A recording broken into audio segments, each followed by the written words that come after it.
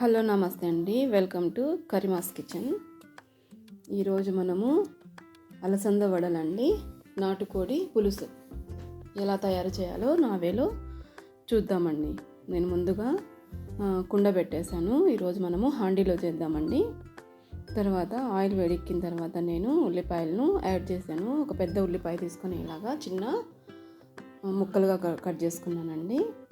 తర్వాత నేను చికెన్ను కొంచెం ఉప్పు పసుపు వేసి కుక్కర్లో ఒక 4-5 విజిల్ రానిచ్చానండి. ఉడకబెట్టేసి పక్కన పెట్టానండి. ఇప్పుడు ఉల్లిపాయలు వేగాయి. నేను ఒక స్పూను అల్లం వెల్లుల్లి పేస్ట్ను యాడ్ చేశాను. ఇది బాగా మనకు వేగాలండి. వేగిన తర్వాత ఇందులో మనము టమాటాను యాడ్ చేద్దాము. ఇది చాలా టేస్టీగా ఉంటుందండి. అలసంద వడల్లో కాంబినేషను ఒకసారి నా వేలో తయారు చేసుకోండి. నా ఛానల్ మీకు నచ్చినట్లయితే షేర్, కామెంట్, సబ్స్క్రైబ్ చేసుకోండి. చూస్తున్నారు కానీ చాలామంది సబ్స్క్రైబ్ చేసుకోలేదండి. అందరూ సబ్స్క్రైబ్ చేసుకోండి నా ఛానల్ను. తర్వాత నేను టమోటాను యాడ్ చేసిన తర్వాత కొంచెంగా కొత్తిమీర, ఎండబెట్టుకున్న మెంతి కూర అండి, ఒక 1/2 స్పూను మెంతి కూరను యాడ్ చేశాను. తర్వాత వీటిని కొంచెంగా కదిపేసి ఇప్పుడు మనము ఉప్పు, కారం యాడ్ చేద్దామండి. మనము చికెన్ ఉడకబెట్టేటప్పుడు కూడా మనము సాల్ట్ వేసి ఉడకబెట్టాం కాబట్టి కొంచెం చూసుకొని వేసుకోండి. ఈ కర్రీ కొంచెం స్పైసీ ఉంటేనే బాగుంటుందండి. కొంచెంగా కారం ఎక్కువగానే వేయండి, బాగుంటుంది. తర్వాత ఒక కప్పు పెరుగు యాడ్ చేస్తున్నాను. పెరుగు వేయడం వల్ల చికెను నీచు వాసన లాగా ఉంటుంది కదండి, అది ఉండదండి పెరుగు యాడ్ చేయడం వల్ల. ఒక కప్పును యాడ్ చేశాను. మనము పెరుగు యాడ్ చేస్తున్నాం కాబట్టి టమోటాను కొంచెం తక్కువగానే యాడ్ చేయండి, మళ్ళీ పులుపు ఎక్కువ ఉంటుంది, బాగుండదు. ఇలాగా నేను ఒక 1/2 స్పూను పసుపు యాడ్ చేశాను. ఇప్పుడు మనము కొంచెంగా వీటిని కలిపేసి ఈ కర్రీని ఉడకబెట్టేద్దామండి. కొంచెం మగ్గాలండి మసాలాలన్నీ. మగ్గిన తర్వాత మనం ఇప్పుడు ఇందులో మనం బాయిల్ చేసుకున్నాం కదా ఆ చికెన్ను యాడ్ చేద్దాము. కొంచెం వాటర్ కలిపిన తర్వాత మనము ఉడకబెట్టుకున్నాం కదా ఆ చికెన్ని యాడ్ చేద్దాము. ఇది చాలా టేస్ట్ ఉంటుందండి.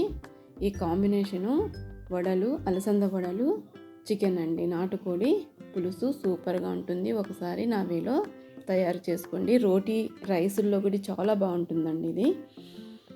ఇలాగా అంత మసాలా మొత్తం బాగా మగ్గిందండి.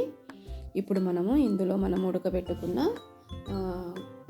చికెన్ను యాడ్ చేద్దాము. వాటర్తో సహా మొత్తము యాడ్ చేసేయండి. తర్వాత 1-2 నిమిషాలు మగ్గనించి ఇందులో మనము వాటర్ను యాడ్ చేద్దామండి.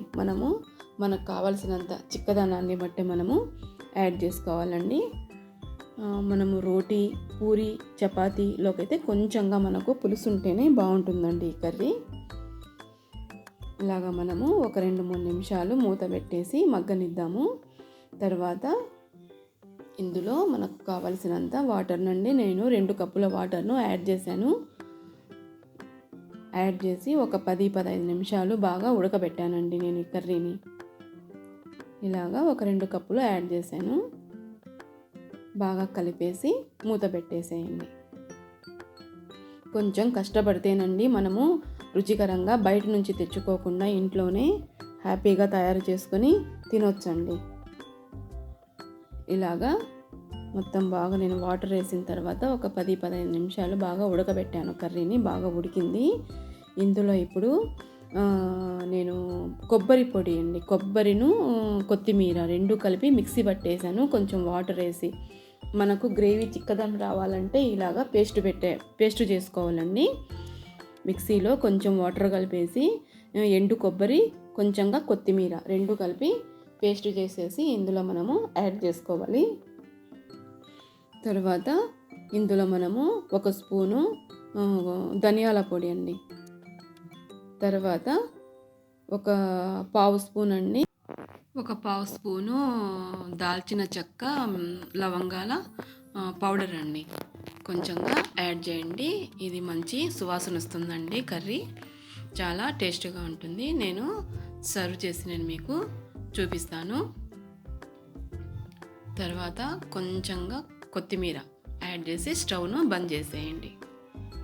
అంతే, చాలా రుచికరమైన నాటుకోడి పులుసు రెడీ అయింది. ఇప్పుడు నెక్స్ట్ మనము అలసంద వడలు ఎలా తయారు చేయాలో చూద్దాము. నేను ముందుగా పచ్చిమిర్చి, కొత్తిమీర గ్రైండర్లో వేసి బాగా మెత్తగా గ్రైండ్ చేశాను. ఇది మనము గ్రైండ్లో రుబ్బుకుంటేనే పిండిని చాలా రుచిగా వస్తాయండి వడలు. ఇలాగ నేను ఒక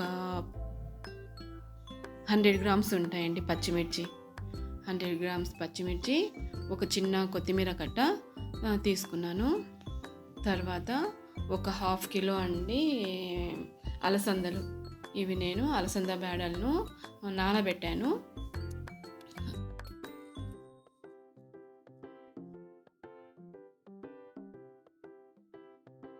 ఇలాగా నేను నానబెట్టేశాను. ఇవి యాడ్ చేశాను. దీనికి తగినంత ఉప్పును కూడా యాడ్ చేశాను. తర్వాత బాగా మెత్తగా నేను పిండిని రుబ్బుకున్నాను గ్రైండర్లో. చాలా టేస్ట్గా ఉంటాయండి. మనము మిక్సీలో రుబ్బుకోవడం కంటే ఇలా గ్రైండర్లో పిండి పట్టేస్తే చాలా టేస్ట్ చాలా రుచిగా ఉంటుందండి. ఒకసారి నా వేలో మీరు తయారు చేసుకోండి. 1 స్పూను అల్లం వెల్లుల్లి పేస్టును యాడ్ చేశాను. తర్వాత కొంచెంగా దాల్చిన చెక్క, లవంగాలు పౌడర్ అండి. ఇందులో ఇది వేస్తే చాలా టేస్ట్ వస్తుంది. మనము ఇదే పేస్ట్తో వడియాలు కూడా పెట్టొచ్చండి. నేను ఇంకో వీడియోలో మీకు అప్లోడ్ చేస్తాను.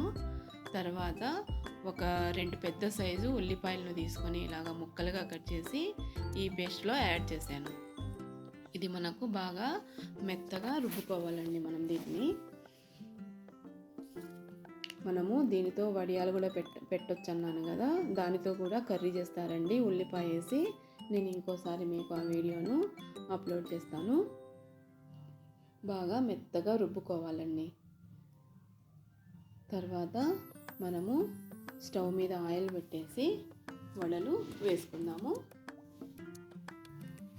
ఇలాగ నేను మొత్తము గ్రైండ్ అయింది పిండి మొత్తం తీసేస్తున్నా. నేను తీసిన తర్వాత నేను మీకు నెక్స్ట్ ప్రాసెస్ చూపిస్తాను.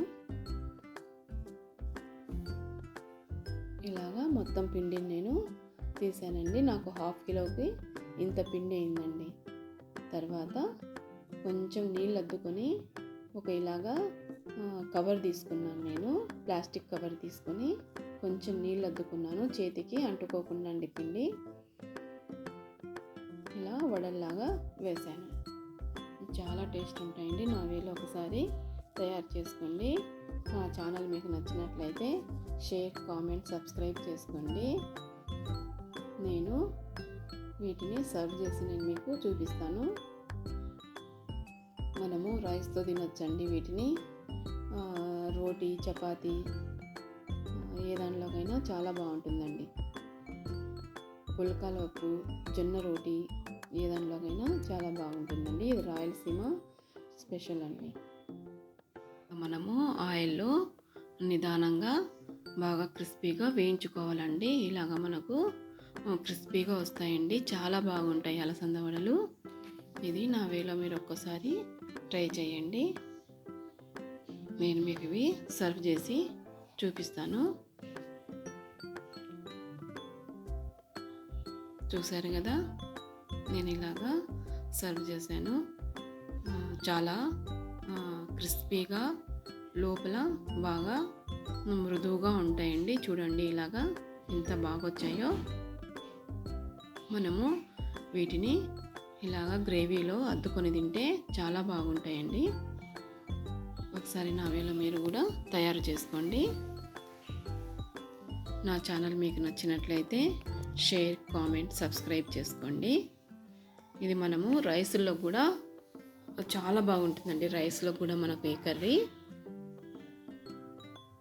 Thank you for watching.